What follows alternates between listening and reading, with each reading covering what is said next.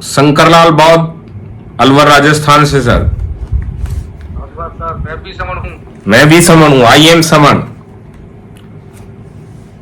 और इस कैंपेन के लिए कल भी संगीति थी 14 अप्रैल बाबा साहब की जयंती को लेकर, तो वहां कुछ लोगों ने कहा कि भाई ये समन क्या चीज है, तो बताया कि भाई आप भी, मैं भी समन हूं, आप भी समन हो, यही समन है बस। और जो वमन नहीं है वो सब समन है। तो सब लोगों को समझ आया, फिर लोगों ने कहा भी, माना भी कि ये तो भाई हमारी संस्कृति है। तो कई नए लोग आते हैं तो उनको समझ में नहीं आता, वो तो बताना ही पड़ेगा। आज जैसा संघ का आदेश हुआ है कॉन्सेप्ट का, तो संघ जो अभी सर ने जो गोल्डन रूल के बारे में बताया था, काफी विस्तार से ब्रजमोहन जी ने बताया संघ का कैसे काम कर रहा है और क्या कर सकता है, क्या करने के लिए तैयारी है। अभी जैसे हम बात करते हैं लोगों से, कई बार ये करते हैं कि भाई संघ इकट्ठा होने का काम कर रहा है, समन संघ इकट्ठा कर रहा है लोगों को। तो बहुत से लोग जुड़ते हैं, जुड़ने के बाद कुछ समय रुकते हैं और उसके बाद सोचते हैं कि यार ये रोज रोज पता नहीं इकट्ठा होने की बात करते हैं, तो ये इकट्ठा होकर के करेंगे क्या। ज्यादातर लोग कहते हैं यार उद्देश्य तो होना चाहिए, ये समन संघ का उद्देश्य क्या है। जब समन संघ इकट्ठा होने की बात कर रहा है तो समन संघ का बहुत बड़ा उद्देश्य है। अब उसको समझना कैसे है। समन संघ का स्पष्ट उद्देश्य है कि हमें समणों का सुख, समणों की सुख, और सुख कैसा, ऐसा सुख समणों का जैसे जो हमारा प्राचीन काल में सुख होता था, जो सम्राट अशोक के काल में हम सुखी थे। यहां जैसे बहुत से लोगों ने, यहां कई लेखकों ने लिखा है यहां समणों के बारे में कि यहां पर इतने सुखी थी कि भाई दूध और मक्खन की नदियां बहती थी, यानी कि बहुत ज्यादा यहां पर ये चीज, हर आदमी खुश था और लोग घरों के ताले नहीं लगाते थे क्योंकि चोर ही नहीं थे, अन्याय नहीं था। तो ये समणों का सुख, ऐसा सुख ये संघ चाहता है। अब ये आएगा कैसे, तब कैसे आया कि तब हम इकट्ठा थे, संघ में लोग रहते थे, साथ साथ रहते थे और संघ में रह करके संगीति करते थे, यानी कि साथ बैठते थे, कोई भी फैसला लेते थे तो साथ बैठ करके लेते थे। आज हमारी स्थिति कैसी हो गई है, किसी से कोई अनभिज्ञ नहीं है इस बात से, हर आदमी इसको स्वीकार कर रहा है कि हमारी आज स्थिति कैसी है। अभी एक सर कह रहे थे कि अभी वहां ये अत्याचार हुआ, वहां ये हुआ, वहां महिला के साथ ये हुआ, कहीं घोड़ी पे चढ़ने को लेकर के अत्याचार होता है, कहीं मूछे रखने को लेकर के होता है। और हो क्यों रहा है, क्योंकि हम इकट्ठे नहीं हैं। और तब जब अत्याचार हो जाता है, कोई अनाचार अन्याय होता है, तो हमारे संगठन उसके खिलाफ आंदोलन चलाते हैं और इकट्ठा होने की कोशिश करते हैं। और कई बार थोड़े समय के लिए इकट्ठा हो भी जाते हैं, लेकिन वो थोड़े समय के लिए इकट्ठा होते हैं तो वो थोड़े समय के लिए परिणाम भी ले लेते हैं। कई बार मुकदमा दर्ज नहीं होता तो थोड़े समय के लिए वो इकट्ठा हुए, मुकदमा दर्ज करा लिया। थोड़ा सा ज्यादा देर तक इकट्ठा हो गए तो कई बार मुलजिम को गिरफ्तार भी करा देते हैं। तो जितने समय के, क्यों संघ कह रहा है कि भाई जितने संख्या में जुड़ोगे, जितनी जल्दी जुड़ोगे, जहां पर जुड़ोगे वहां जीतोगे, जुड़ेंगे तो जीतेंगे। तो संघ यही बात कर रहा है, संघ यही बात के लिए काम कर रहा है कि हमें इकट्ठा होना है और इकट्ठा होने के लिए काम कर रहा है। अब कई लोग बात करते हैं कि भाई बहुत से लोगों ने बताया कि ये संघ राजनीति की बात नहीं करता, राजनीति के बारे में क्या है, अभी चुनाव चल रहे हैं, राजनीति के बारे में क्या घोषणा करेगा। भाई संघ अभी इतना लायक भी नहीं हुआ है, अभी बच्चा है कि संघ कोई घोषणा कर दे या कोई किसी पार्टी को सपोर्ट कर दे। वैसे तो संघ ऐसा करेगा भी नहीं, क्योंकि संघ कभी राजनीति में जाएगा नहीं। और संघ को अगर जरूरत पड़ी इशारा करने की तो तब करेगा, तब वो इस लायक होगा जिस इशारे से कुछ हो सके।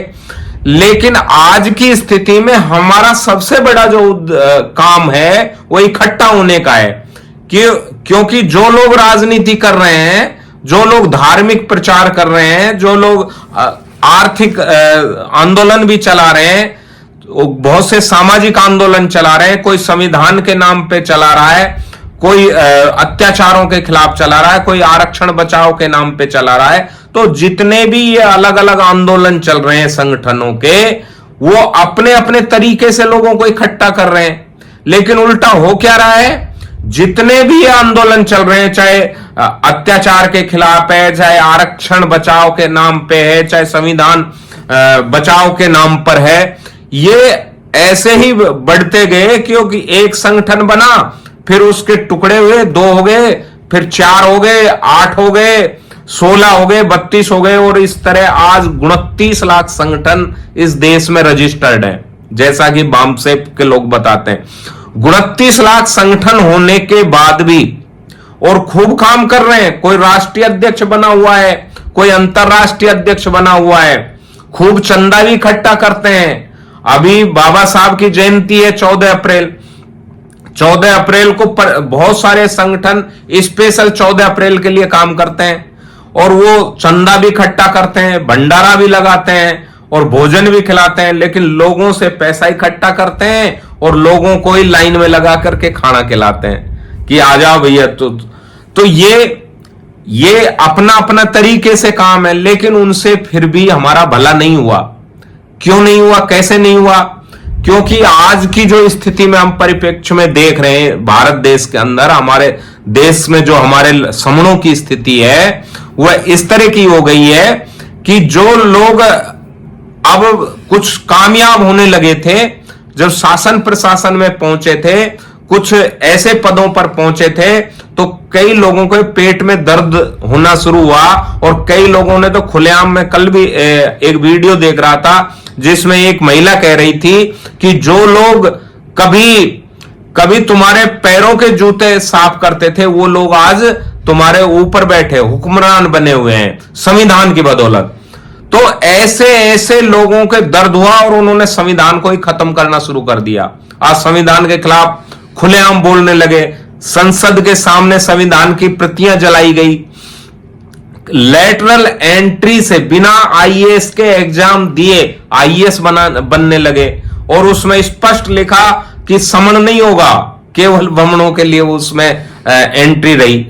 इसके अलावा जितने भी जो हमारा कई सरकारी संस्थान थे, बड़े बड़े संस्थान थे, उनको बेच दिया, और इतने कम दामों पे बेचा को, जैसे एयरपोर्ट थे, एयरपोर्ट की जो जमीन की अगर रेट को लगाएं और आज के बाजार के रेट की कीमत लगाएं, तो उसके 1000वें का भाग दे दें, तब इतनी कम कीमत पर वो जमीन बेची गई।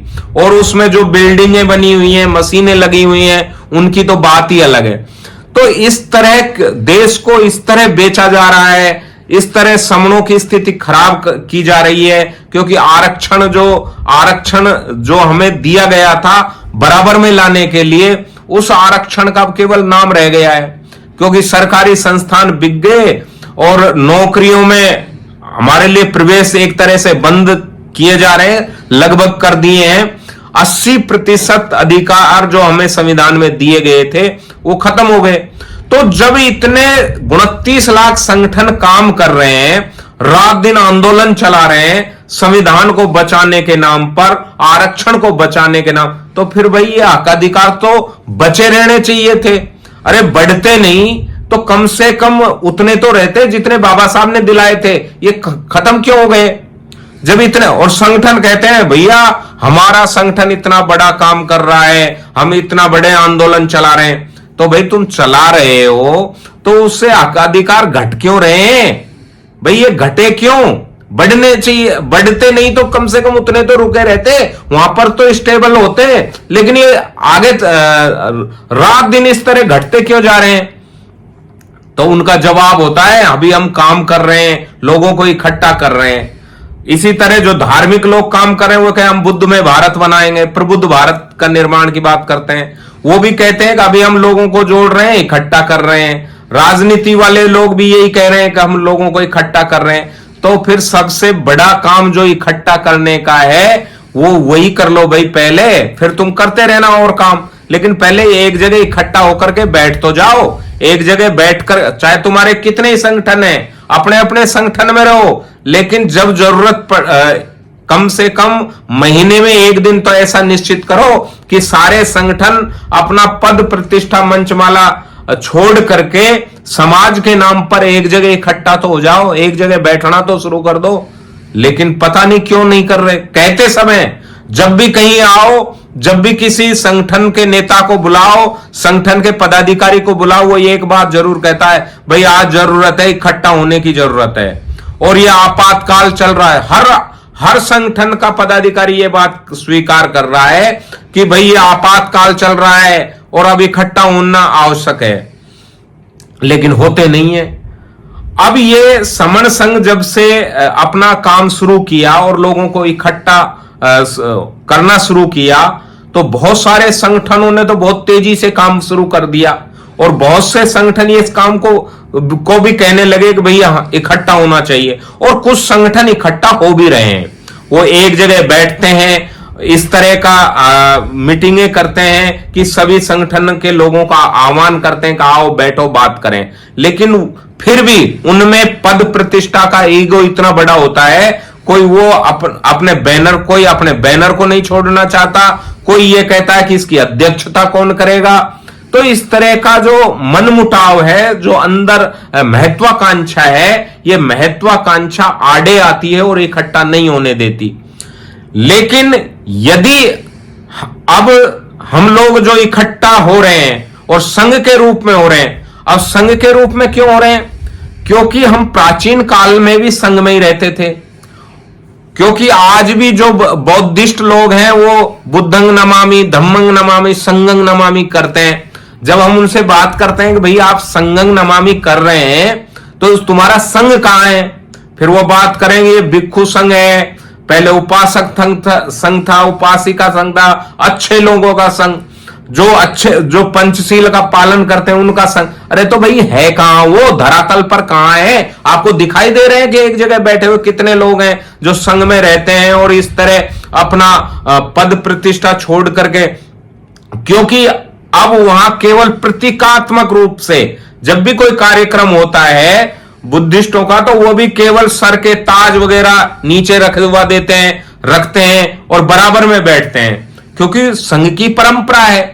और संघ की परंपरा है तो उसको केवल संकेतों के रूप में रखते हैं, लेकिन फिर भी पद प्रतिष्ठा उनके अंदर जहन में रहता है कि मैं ये फला पद कर रहा हूं। और परिचय में देता है तो भी अपने पद को जरूर बताता है कि मैं फला संगठन से अध्यक्ष हूं, मैं फला संगठन का ये महासचिव हूं, मैं कोषाध्यक्ष हूं, मैं इतने बड़े संगठन का कार्य करता हूं। इस तरह वो परिचय देना जरूर उचित समझता है। जबकि वो संघ बुद्ध की शरण में बैठा है, संघ की शरण में बैठा है, संघ को शरण करके वहां पर बैठता है, लेकिन उसकी महत्वाकांक्षा, उसका ईगो खत्म नहीं हुआ। तो ये ईगो को खत्म करने के लिए जो हमारा प्राचीन काल में संघ था, उसको दोबारा से हमारे सामने जो हमारे प्रबुद्ध लोग थे उन्होंने ला करके खड़ा किया। आज इसका इतना साफ सुथरा करके हमारे सामने ला करके खड़ा कर दिया है कि आज पूरे देश में संघ की बात होने लगी है। आज लगभग देश के हर कोने और अन्य देशों में भी समण संघ की बात इस तरह होने लगी है कि भाई लोग संघ के रूप में इकट्ठा होने लगे हैं, क्योंकि संघ बहुत बड़ी ताकत। अब बहुत से लोग संघ और संगठन को एक मान रहे हैं। जैसे बात करते हैं तो वो कहते हैं यार ऐसे तो बहुत सारे संगठन बन रहे, तुम्हारा भी एक संगठन है। भाई संगठन और संघ में रात दिन का अंतर होता है। संघ का कहीं रजिस्ट्रेशन नहीं होता, संघ का कोई मालिक नहीं होता, संघ में कोई एक पदाधिकारी नहीं होता। संगठन में जबकि एक पदाधिकारी होता है और संगठन में कोई भी निर्णय लेता है तो उसके जो 2-4 लोग होते हैं, एक मुखिया होता है, बाकी उसके परिवार वाले या उसके घनिष्ठ लोग होते हैं वो निर्णय लेते हैं। और चाहे किसी संगठन के सारे कार्यकर्ता इकट्ठा होकर के भी कोई बात मनवाना चाहे तो उसके मालिक का या मुखिया को वो कुछ भी मनवा नहीं सकते। कहते हैं ना, उसकी पूंछ का एक बाल टेढ़ा नहीं कर सकते। बाल को उखाड़ने की तो बहुत बड़ी बात है, चाहे वो पूरे सारे कार्यकर्ता इकट्ठे हो जाएं, लेकिन जो मुखिया है उसी की चलेगी, क्योंकि मुखिया के नाम संगठन का रजिस्ट्रेशन होता है, वो रजिस्टर्ड अध्यक्ष होता है, और रजिस्टर्ड जो होता है वो उसका मालिक होता है। जैसे जमीन प्रॉपर्टी होती है, उसका ये मुखिया होता है तो वो रजिस्टर्ड हो जाता है।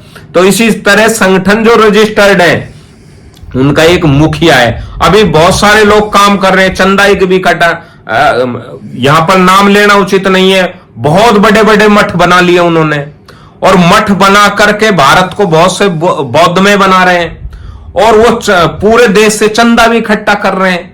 लेकिन भाई उनसे बात करें जो लोग उनके लिए काम कर रहे हैं कि भी आप लोग जो चंदा इकट्ठा करके इनको दे रहे हो, इस प्रॉपर्टी का मालिक कौन है? उन्होंने साहब वही है। भाई वो इस दुनिया में नहीं रहेंगे, चले जाएंगे, तो उसका मालिक कौन रहेगा?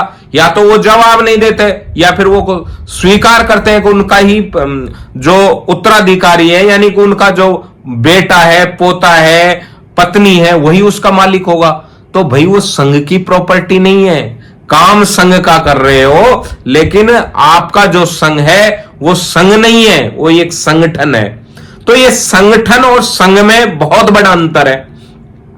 अब बहुत से हमारा जब संघ होता था, जैसे प्राचीन काल में संघ थे, जैसे और समणों में जो संघ थे, तो यहां पर समणों का राजपाट भी होता था। यहां पर जैसे समण शब्द जैसा शब्द है वैसा इसका अर्थ है, समता में रहने वाले लोग, और इसका विपरीत वमन, उल्टा, यानी कि जो समता को नहीं मानते, ऊंच नीच को मानते हैं वो लोग। तो समन और वमन बिल्कुल अपोजिट है। लेकिन बहुत से लोग कई बार कहते हैं यार ये तो एक ही शब्द है। बाबा साहब ने बुद्धा एंड धम्मा में भी लिखा है समणा एंड वमना। मैगस्थनीज ने इंडिका में समणों के बारे में बहुत कुछ लिखा है कि यहाँ के समण लोग शासक थे, सेनापति थे, व्यापारी थे, शिक्षक ये थे, डॉक्टर ये थे, इंजीनियर ये थे, कलाकार ये थे, तो राजा ये थे, सेनापति ये थे। तो ये जो समण लोग थे इनका राजपाट बड़ा खुशहाल था। और वमन जो लोग थे वो यहां पर याचना करते थे समण के घर जाकर। और आज भी जब कोई 3 तलाक खींचकर, 3 लाइन खींचकर कहीं कोई कथा भागवत कर रहा हो तो कहीं जाते जाते सुन लेना, वो कहता है एक गरीब वमन समण के घर याचना करता है, भीख मांगता है, भीख का कटोरा लेकर के खड़ा है। तो इस तरह की हर कहानी में वो यही बात लिखता है। उसको हम चाहे कुछ भी कहें, लेकिन वो कम से कम अपने ही कलम से, क्यों लिखने वाले वही थे, उन्होंने ही वो ग्रंथ लिखे। लेकिन ये असली बात को भी वो लिख गए। उन्होंने बहुत झूठ लिखा, लेकिन कभी कभी सच्चाई भी लिखनी पड़ जाती है। तो वो याचक थे, हम शासक थे।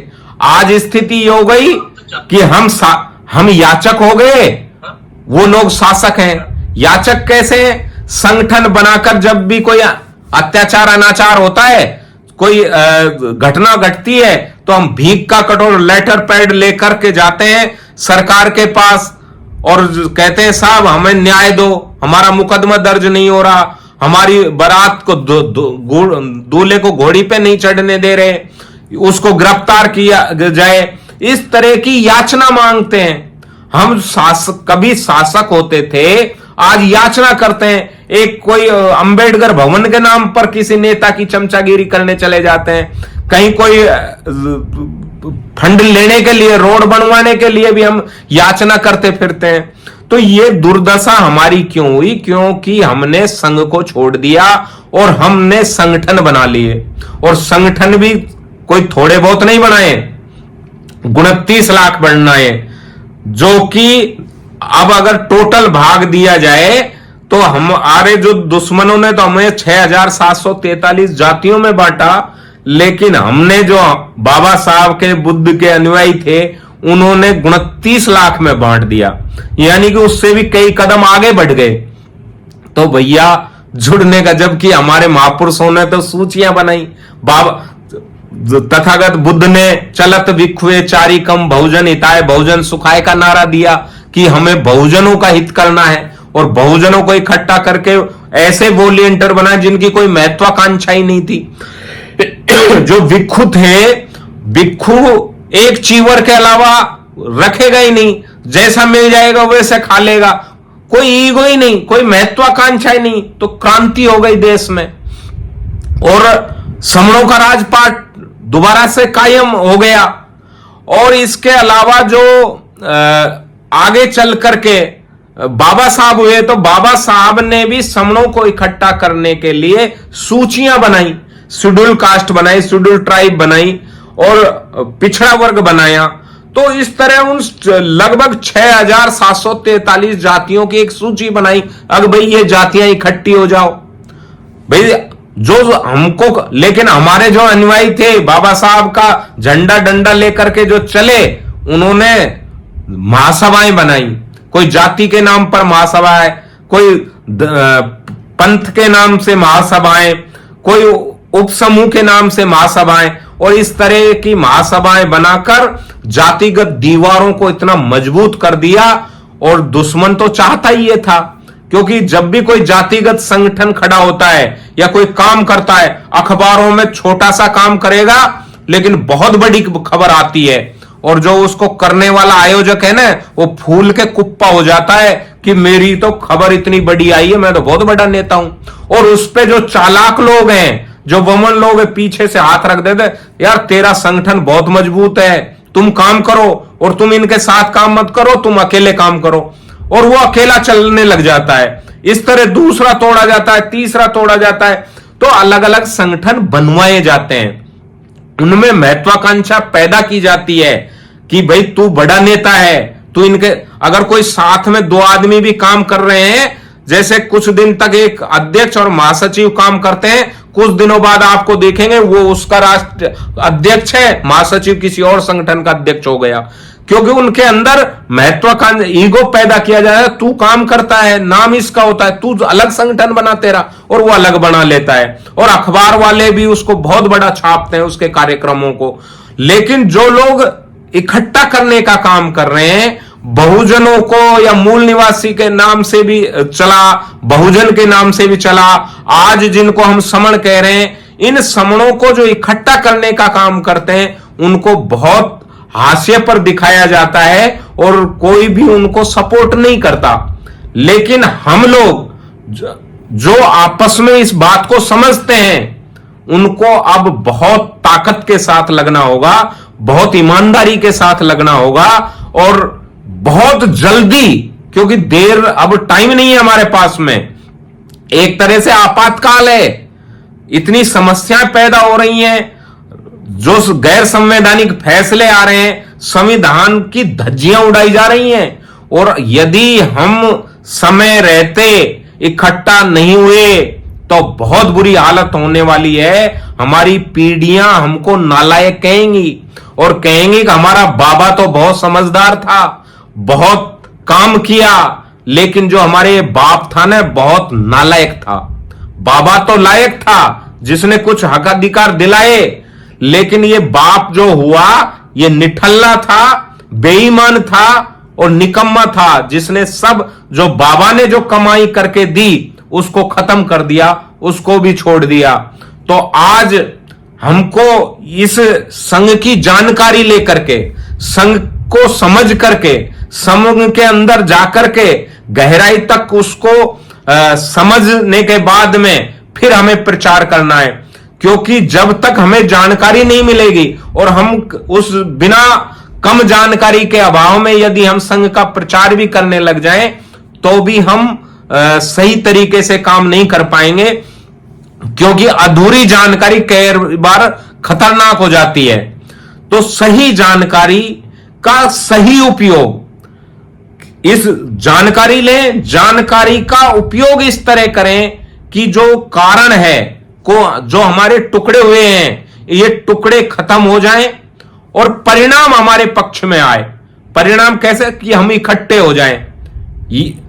तो कई बार कई लोगों को जानकारी हो जाती है, वो पढ़ लेते हैं, पूरा इतिहास भी पढ़ लेते हैं, समणों का इतिहास भी पढ़ लेते हैं, लेकिन उस जानकारी को कई बार चौराहे पे बैठ करके बोलते हैं या किसी को गाली बकने लग जाते हैं बमन को।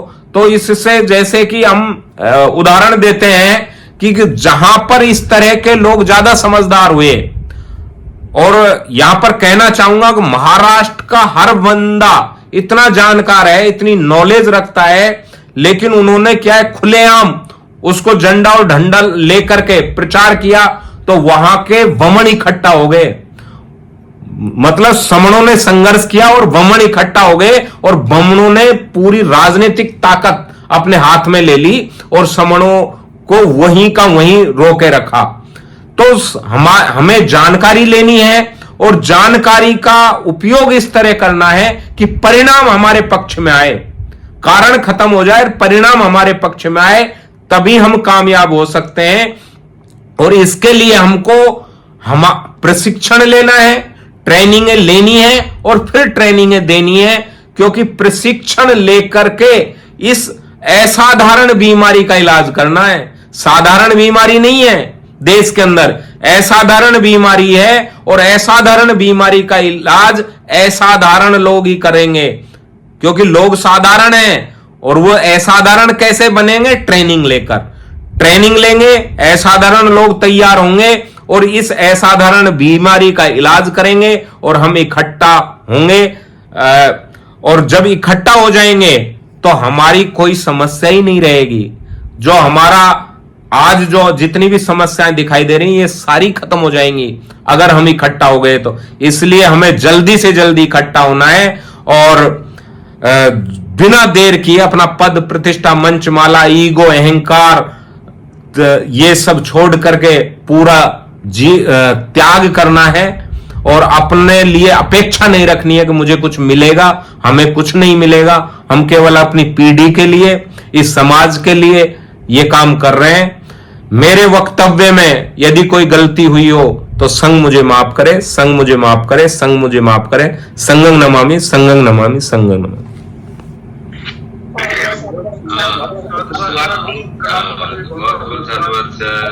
धन्यवाद।